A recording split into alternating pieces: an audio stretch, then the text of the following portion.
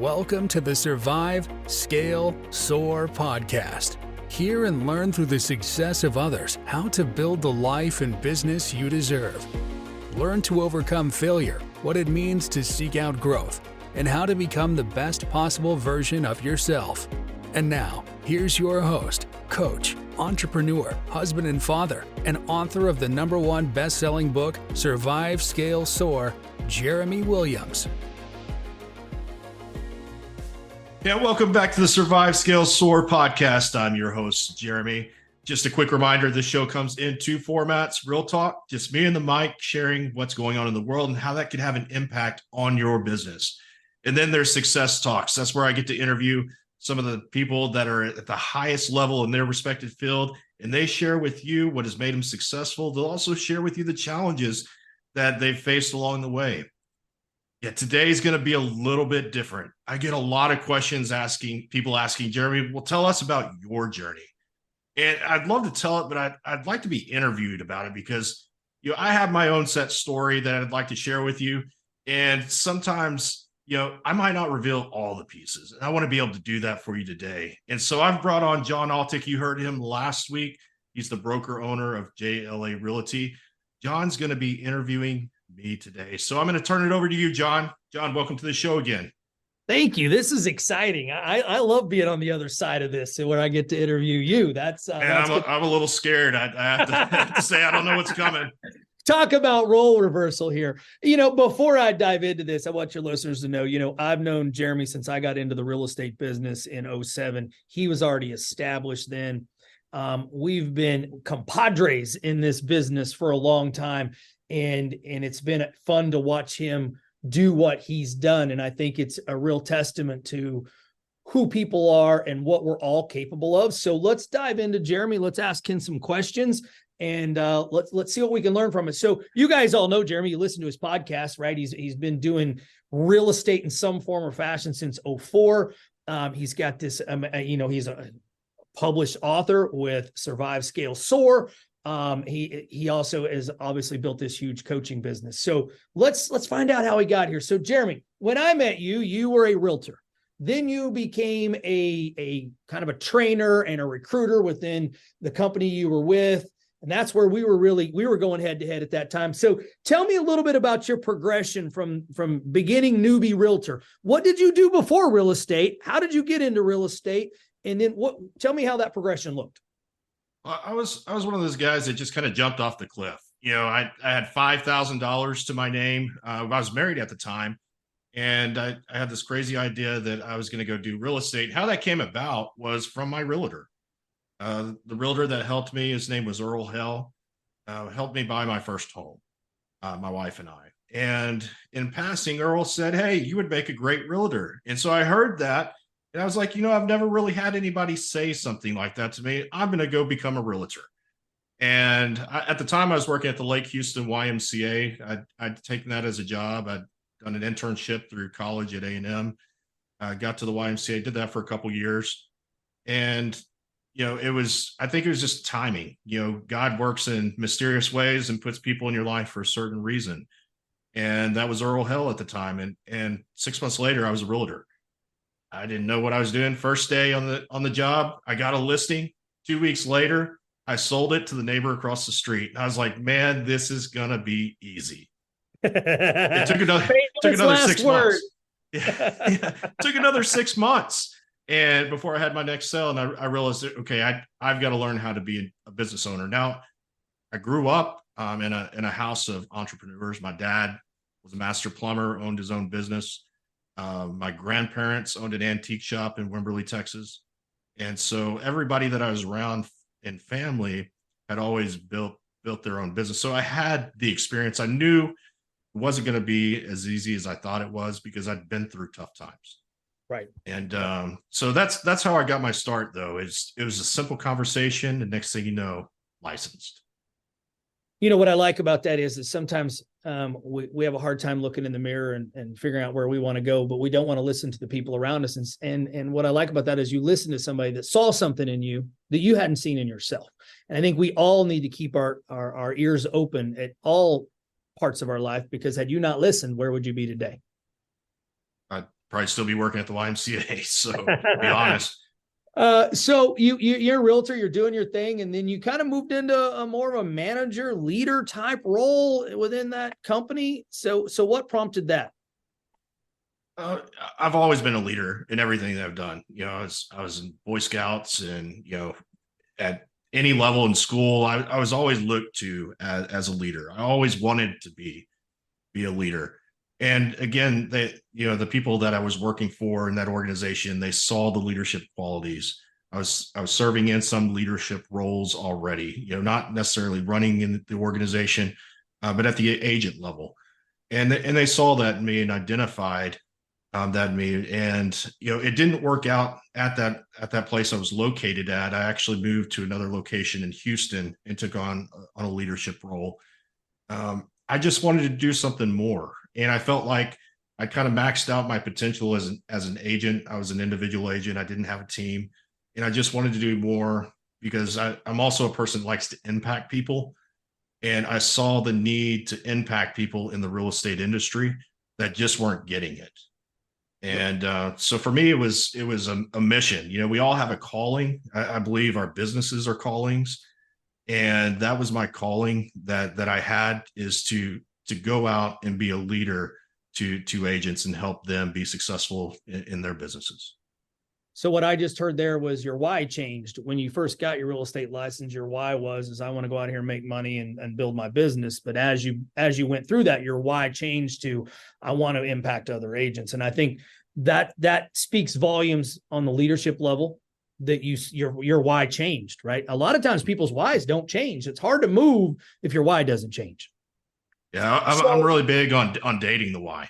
Date the why, because it's going to be a different season. I got kids. I know you've got kids, and my why is going to be very different even next year as my daughter goes off to college, and then it's going to change again when my son goes off to college in 3 years. Yep. And you can't progress unless you change it.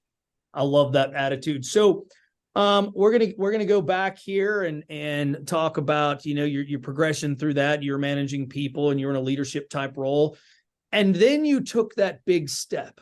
You took that big step to go 100% out on your own in this coaching venture.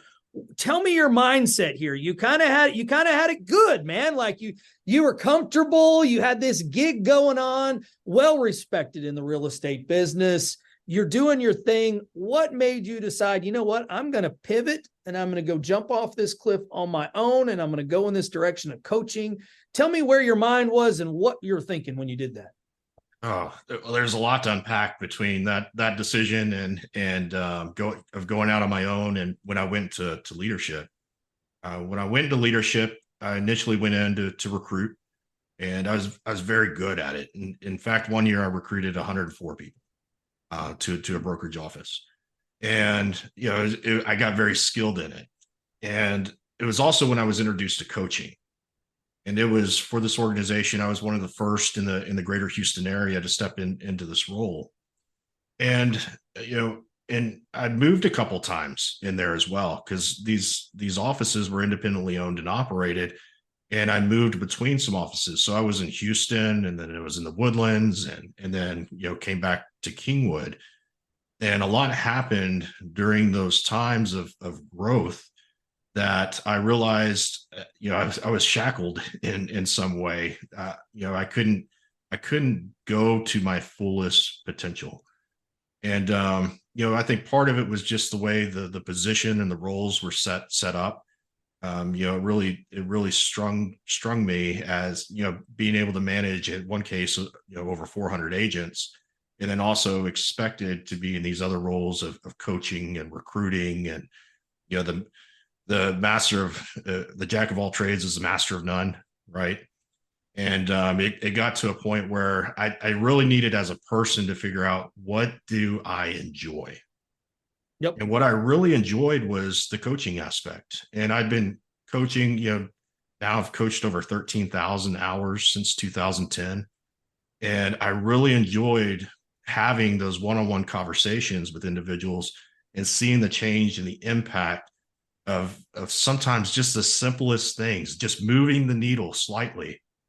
And so I got to a point where I realized, in order to do that, I'm going to have to leave behind everything that I've done and known. Yeah. And so in 2017, I made that decision. It was a tough decision. There's a lot of people that were upset about it. There's a lot of people that didn't understand, because I was doing well financially. I was doing well. I was taken care of. I was taking care of my people, and it was a decision I had to make for myself. And what I've realized in doing that is when you want to do something big and exciting, people aren't going to understand it, and that's okay. At first, it wasn't okay. I took it very personal. And I'd be lying to say there's times today that I sometimes take it personal. Yeah. But initially at the beginning, because of some of the things that were said. Yep. And very hurtful things that came from people that I respected at a very high level. Now, there's also great people I left behind. Lots of great, those far outnumbered the few. And so, it was one of those things that it was like, it was time, but I had to do it for me, not anybody else. I had to do it for my family, not anybody else. We talked about it on my call with you. That's hard, because there are those people that their idea of support is to tear you down, right? They think they're doing you a favor by telling you can't do it, or they're angry with you, and trying to change. They try to squash your dreams because their dreams don't match those, right? And I know I found, and I think you can talk to this, is you find really who's in your corner when you make a move like that, who truly was there and in your corner. And sometimes it's eye-opening, right? I mean, there's some people that weren't in your corner that that was just, you couldn't believe it, right? I mean, that's a tough part of that. So you left behind this safety net. That's what you did, right? I mean, you had this nice parachute attached to your back. You had this safety net below you. You jumped off a cliff, no parachute, no safety net, no harness. You jumped off with just a big dream. Obviously, you had experience, so that's kind of a safety net, but you still jumped off that cliff. Talk to me about the conversations at your house with your wife. Talk about the conversations in your own head at night, the things that kept you awake. Yeah. I think initially my wife, first of all, she's 100% supportive of any decision I make. She knows that I'm not going to make a decision that's going to harm us. Might cause us some pain, but it's not going to harm us. And so she knows I'm an entrepreneur by heart. Nobody can rein me in. And so, it's one of those things that, we had that conversation, and it took us back to 2004 when I started in real estate and jumped off a cliff. I was, it's like, if I could do it then, I've got all this experience now and support system that I have created. I've got all these great connections. I could do this again. And so my wife said, if that's what you want to do it. One of the benefits I had was I already had coaching clients, and that made the decision to move with me. So it wasn't that I went to zero right away. Now, that came very quickly because I didn't have the attachment to that organization anymore. So I had to go. I'm out in a whole brand new world, bigger fishbowl though. But I didn't have the audience that I had before, because once I closed that door, there's zero support that came from that organization, other than the clients that I had and friends of still today. So, my wife said, go do it. Like, just don't fail. And I'm like, there's no option. There is no option to this. It's gonna work. And so, a big part of it is faith. And when you have that passion and the faith behind it, I knew God was going to take care of me. And so that's what happened. 2017, packed my stuff up at the organizational office. People were like, where are you moving to? I'm like, I'm gone. This is it. I couldn't believe it. And I said, I have to do this for me. And so I left. Temporarily hung my license with another organization, just because I wasn't quite sure yet if I was going to still do some production on the side. But then a year later after that, I've placed that inactive and just went 100% in on Red Hawk coaching. So two big key takeaways there is You went all in, right? You went all in. You didn't have that backup plan in place. No plan B, no plan C. Yeah, I think that's one of the challenges. And you did it with faith, and you talk about faith in God, but you also had faith in yourself. And I think that's one area that I see a lot of people struggle with is, they don't truly believe they can do it. You have got to believe in you, because there are times, even when your wife is as supportive as she is, you're the only one believing in your crazy ideas because you're afraid to even tell anybody about your crazy ideas. So I love that. That let's just do this right now. Talk to me about, you had, for years you had an office to work out of. You got up, you got dressed, you went to work every day, right? You had a place to be, you had hours to put in.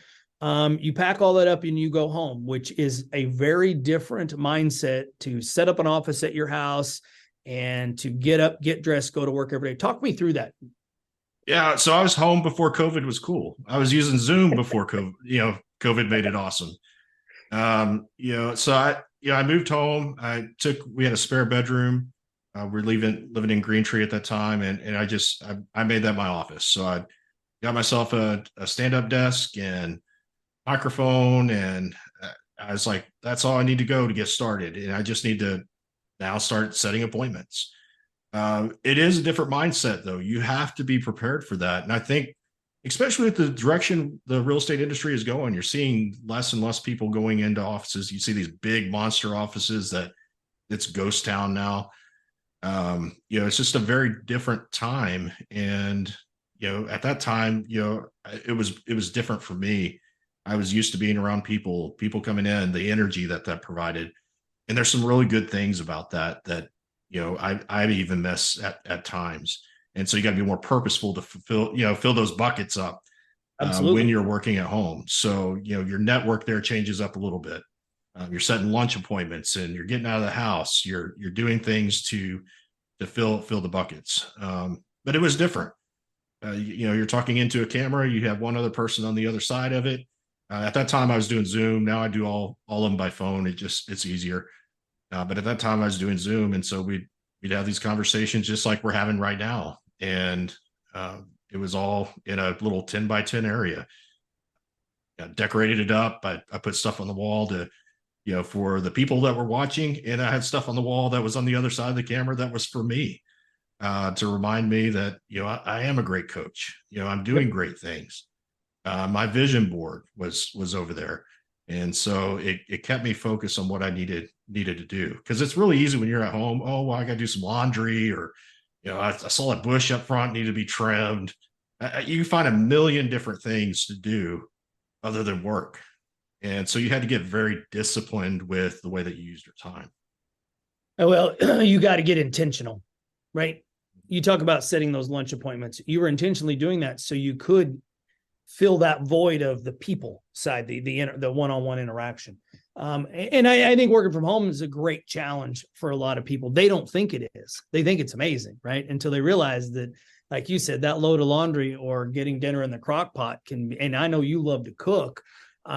You could get distracted by throwing some brisket on your grill. We all know you're a big grill guy, and you could eat up 2 hours of your day that wasn't productive. Right. And then that gets mentally, that's in your head. I didn't do enough today and I didn't fulfill what I'm supposed to do. So I think that piece of it, watching your growth through that, a lot of people don't understand how hard that is to go from being in an office every day in an office environment around people that keep you focused on one level. Now, obviously, too many people in an office can unfocus you too.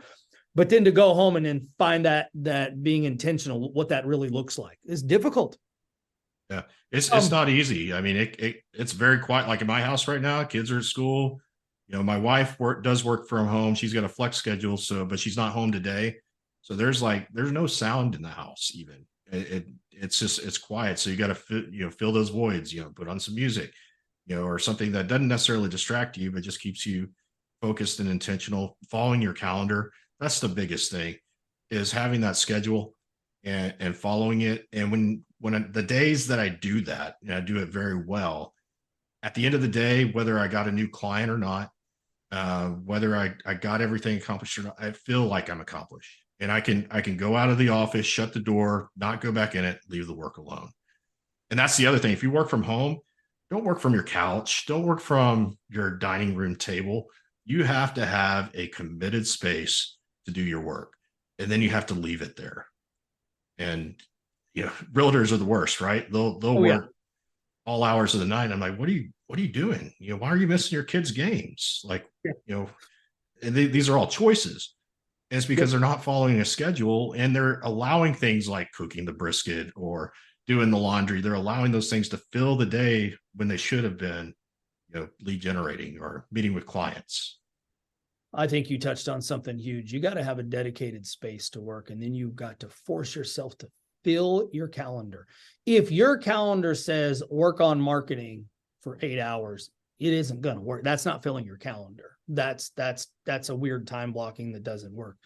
I've noticed in some of our calls, you have very specific times that you are available, right? And this is my time. Hey, I got this, and this, because you're filling up your schedule. Therefore, you can't get sidetracked. When the accountability that you're putting into place is the person on the other side of that call is keeping you accountable, right? Yep. And I think that's where a lot of people struggle with that piece of it. Making sure that you're filling you. So you've done a great job. When you talk about 13,000 hours of coaching, you've filled your schedule hard, but that also holds you accountable. So as you've progressed over, your coaching, you jumped off the cliff, you got it started, and obviously you've had success. Talk to me about those either periods of your business where you felt like I'm not doing enough, or I'm not growing at the same rate, or it's not what I wanted it to be. Talk to me about that and how you work through that mentally to get on the other side. Yeah, it's one, having a coach. As a coach, I have a coach. I think that's really important. Having a supportive spouse, somebody that's willing to listen to you. And let me say something here. I'm guilty of it too. Sometimes I'll talk more about my business than our lives together. And so there's got to be some balance there. But having that spouse that is supportive, and she is my rock, because it's not all easy. I'll have random conversations with people, like people from the past where I worked pop in and say some really mean things, and it's like I haven't even talked to you in 5 years, and just they felt like they had to say something. I've had times where there's one day that I lost 5 coaching clients. It was five coaching clients within about 3 hours. And they just called and they said, really appreciate, we've been coaching for 2 years, 3 years together, ready to take the next step. But it all happened on the same day. It rains and pours, right? It was all for different reasons. None of them were bad. It's just, the alignment, the stars and the sun, the moon were all in alignment that day. And so, you get into those situations where you maybe doubt yourself a little bit. You're like, okay, what had happened? What could I have done? Why hadn't I backfilled that? All those conversations, that self-talk that can be negative. And it's good to have, 2 to 3 people in your life where you can turn to them and have those type of conversations. And that's with any business owner. I encourage you to find 2 or 3 people, and it may or may not be your spouse. I chose to have my spouse, and she's okay with that. But you don't want to go spew it to the world. I see people get on social media and complain about how bad things are, and they don't realize they're putting the nail in the coffin. Because we'll take real estate. It's any small business, but we'll take real estate. An agent has a bad day. They put it all out there.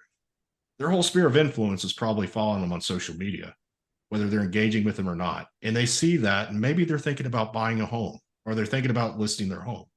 They are not going to choose you. They are not going to choose you because they don't want that baggage to come along when they're dealing with the largest asset in their life, and they want it to go perfect. Yep. And so during those times, I can go out there and say, hey, these are all the bad things that are happening. Today I lost 5 clients. I need to go to the people that I had confidence in, those people that could share with me and build me back up and say, hey, this is what's happening. And they've got to be for you. They cannot be against you. It'd be easy for and I'm going to stop you there because I think this may be the biggest nugget that comes out of this. I think as any entrepreneur, whether you're a realtor, because you're an entrepreneur, whether you're running any business, you are an island. You have to create those people that are they're the ships that come take you off that island from time to time. And it can't be everybody on social media. It's those tried and true, trusted people that are honest with you, but also that hold you accountable, but also support you and are there because you're going to have a day where you lose 5 clients. You're going to have a day where everything that could go wrong went wrong. And if you internalize that and you don't have somebody to talk to, you're not going to make it very long in any business. So that's big nugget right there. Big nugget. It's huge. And I think that, and I didn't say that, they have to be honest with you. And sometimes that honesty burns, but you know where it's coming from. And so, they're just trying to help you. And we've got to be able to, we got to be able to decipher that, because sometimes we think, oh, they're just hating on us, so they don't want us to succeed, or they're going to burn us. They want to burn us down. And sometimes there are people out there that truly, honestly care about you. That circle is going to be very small. Very. You can put it in the palm of your hand, right? I mean, yep. Well, I would say between you and I share very large networks. I mean, you have thousands and thousands of people, but that network you're talking about fits right here. Fits right here. Even though hundreds and maybe thousands and thousands of people, I'm the same way. That fits right here because those people have your best interest in mind. Yeah, I hate Facebook calls it friends. Friend somebody. I'm like, all right, yeah, I don't know. That's a whole nother conversation and have my feelings on that. But it's 3 people in my life. Yep. That's it. Yep. That's it. Yep. I wouldn't go to anybody else with something like that. I think for everybody listening to this, you need to take that. I preach it all the time. You got to have that core group of people that have your back, that you can call at any time, that are going to be honest with you and support you, because you can't do this on your own. I don't think you can do life on your own. I mean, and sometimes that's your spouse. It may not always be your spouse. And that's okay, depending on what your spouse does. And if their level of stress is super high, it may not be that person. And that's okay, as long as there's a mutual understanding there but you got to have those people, and they don't necessarily need to be in your industry. They don't need Jeremy. I guarantee you, your 3 are not coaches. I'm pretty sure they're not real estate coaches or business coaches, right? They don't have to know what you do. And sometimes it's better that they don't. It's that they can take an objective look from 35,000 feet. And that's what you've mastered there, or you wouldn't be here today. You wouldn't have made it. You wouldn't have made it. So, I agree with that 100%. Yeah. Talking about people and like you said, thousands and thousands of hours of coaching. What is it, that one thing, as you talk to agents and business owners across the country, they're in different markets, they're at different levels of their life. They come from all walks of life, right? Some have degrees, some don't. Some have sales backgrounds, some don't. Some have corporate backgrounds, some don't. What's that one thing that you see consistently that group needs to work on? It seems to always be glaring in the majority of the people that you're coaching. When you're diving into their coaching and you're getting them started and you're starting to learn about them, it just becomes that red flag or that beacon that you're like, yep, here we go. We need to work on this. There's that one thing that we all need to work on, and maybe we've not come to terms with it? Yeah, I think, you always hear the other organization I could have easily gone and coached. They had another coaching organization built within it that I could have easily gone to and been in, but it wasn't the style of coaching that I think was needed. Because if you go to most coaching organizations, especially in real estate, you're going to hear lead generation, number 1, lead generation. And that's great, but I think it's putting the cart before the horse. And where I see most people struggle is schedule. If they could schedule out their day, and this is, I use an acronym. This was from a former coach, so I can't take credit for it. I wish I could, but the acronym of life. And so, scheduling things, L stands for love. So putting your relationships on the calendar, when's your kid's game? When is date night? All those things. When am I going to hang out with friends at the lake? Those things are going to go on first. Improvement. So what are you doing every day, 15 to 30 minutes to improve yourself? It could be watching a video on YouTube. It could be reading a book. It could be studying something that you'd like to do one day. but you're stretching the way that you think. And then F stands for fitness and nutrition. This is the one I battle with the most. Making sure that I'm eating at the right times, not skipping meals, making sure I'm getting to the gym, getting my exercise in. That goes next. And then your business goes on there. Because if you don't have relationships, if you're not improving yourself, if you're not working on your health, right? Health is wealth. We can work a lot longer in our lives and have longevity in our businesses if our health is taken care of. And then it's business. And I think most people have those reversed. When you 100%. When you see people struggling and you see people burning out and you see people not growing, they've got them reversed. They put business first, and it then second is a long distance down here, right? Yeah, I mean, I've never heard that, but I love that acronym because, I think as I look at people, myself included, we all struggle with that whole scheduling, organization, time management piece. I think it is the big elephant in the room, and we don't talk about it enough. So I wondered if that's where you were going to go as I was putting my questions together to interview you. I'm like, I wonder if he's going to have the same thought process I do here. Yeah, everybody else will say lead generation. That just it burns me every time I hear it. And there's a lot of these coaching organizations, and they're not overly bad. They have good intentions. It's just that a lot of them will coach solely to the business. I take the approach of it's life and business. You can't have one without the other. And if you're working too many hours, your life is suffering. Your relationships are suffering. If you spend too much time over here with family, and you're having all this fun and traveling, and you're wondering why your business, well, it's because you're too far over here. There's no such thing as balance either, by the way. There's counterbalance. There's going to be times where you might be digging into your business, but you need to make sure you don't stay there. There might be times you're digging into life, but you can't stay there. You've got to be able to move back and forth. And that's where I see when I'm coaching people, there's a lot of things going on in life that are impacting their business. They're great business people, but it's the things happening in life that's impacting their business. I say it all the time. They two go hand in hand. You can't have a great business unless the rest of your life's in order, and vice versa, right? I mean, you've got it.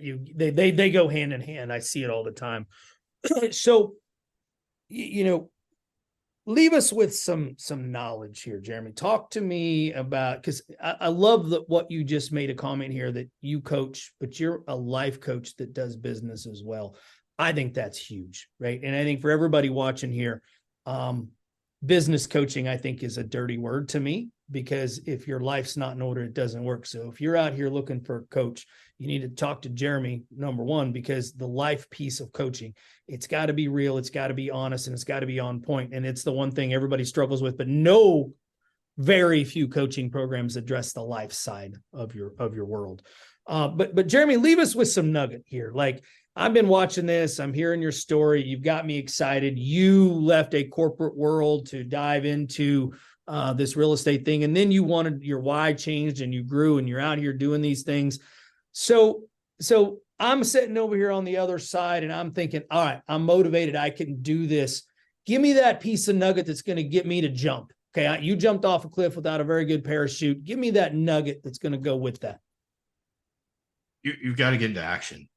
You need to put a plan together, and then you need to, instead of sitting around thinking about your plan, and that's where I see a lot of people make the mistake. They sit around and think about it, they tweak it, and they do all these other things, but until you actually go out and execute, you've got to execute the plan. And the longer you wait, the more likely that dream is to die, to be quite honest. And I see it happen all the time. And, especially in the real estate industry, it's, somebody will come in, and, this typically with that new agent, they'll come in and they're excited.